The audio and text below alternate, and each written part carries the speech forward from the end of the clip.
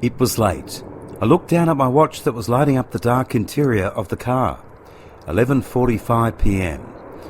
The highway was long and seemed almost endless.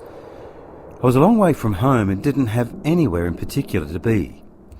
I just needed some time away from things and I would drive anywhere to get it.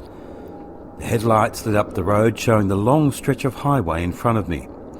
On the side of the road, I could make out the dry desert land scattered with cactus and rocks. I was really in the middle of nowhere. Maybe this time I had gone too far. I kept wondering if I am doing the right thing. How far do I go before I turn around and go back? No, there's no going back. I have gone too far. The light on my watch switched off and the car interior became dark again.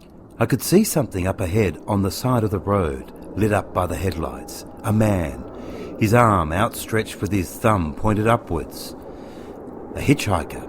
How did he get all the way out there, I thought. I felt really bad for the guy. Someone must have dropped him out there instead of at his destination. I slowed down and pulled the car to the side of the road. The man opened the door and sat down. I couldn't see great because it was so dark, but I could make out a small bit of what he looked like. He was around 40, with short, black, messy hair. His clothes were old and ripped, and he smelt pretty bad as well. "How far are you going?" I said. He replied in a low, deep voice, "As far as you'll take me." I thought this was odd, but I just agreed, and I thought to myself I would drop him at the next town. I turned the car back onto the highway and sped forward. It felt a bit awkward having a stranger in the car. I started to question my hasty decision. The next 10 minutes or so were quiet. He didn't say a word. The car interior was so dark my random side glances couldn't quite get a good view of him. I could hear a loud grumbling sound. I turned my head to the man. He had his hands on his stomach. He looked to be in pain. "Are you okay?" I said. He started to groan. I could hear his stomach rumble, louder and louder. "Hey, are you okay?" I said.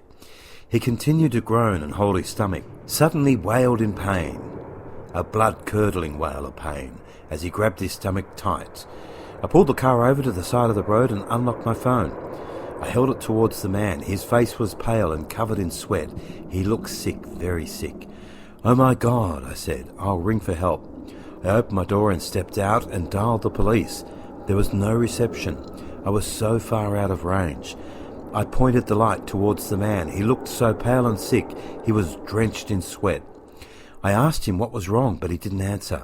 I looked around for any cars coming before getting back into the car to check on him. He was gone. How could he be gone, I thought. I didn't hear him leave the car. I sat there for a moment to think about what had just happened before pulling back onto the highway. I felt spooked. The whole situation was very odd. He must have run off, I thought. I was still so shaken, but had to keep moving.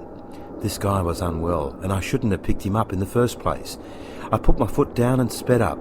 The highway was dark and was only being lit up by the moon as it hid behind a stream of dark clouds. Suddenly behind me, I could hear a noise. It sounded like a groan of pain. The hairs on the back of my neck stood up. I looked back into the dark interior of my car's back seat. It was him. He was in the back seat of the car. I could see only a section of his face in the darkness. His cold, pale, sweaty face staring at me with his empty eyes.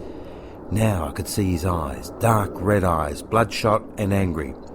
He launched at me from the back, holding my head to the seat. I pushed his face away as he was trying to bite my face savagely. I managed to avoid constant attempts to bite at my face.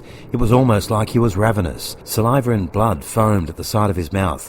His jaw almost looked as though it was dislocated as his broken, sharp teeth snapped at my face over and over. He was trying to eat me. He started to scream and bite at my face as I pushed him back. The car was swaying side to side and coming off the road. He managed to climb into the front passenger side and launched at me again, biting and scratching at my face, his dirty nails digging into my cheek. I pushed down on the brake, sending him flying into the dashboard, giving me enough time to act. I leaned over and opened the door behind him and kicked him out the door. "End of the road," I yelled angrily and spat out the car door. Looking up at my side mirror, I saw him standing up in a cloud of dirt and sand, but he wasn't glowing red in the moonlight watching my car drive away. My blood was rushing. I felt dizzy and shaken, but I had to keep going. A few hours later, I made it to a town and stopped at a hotel. I immediately reported this to the police. They said I was stupid for picking him up in the first place, and honestly, I agree with them. I can tell you, though, this was the last time I run away from my problems. That highway changed me forever.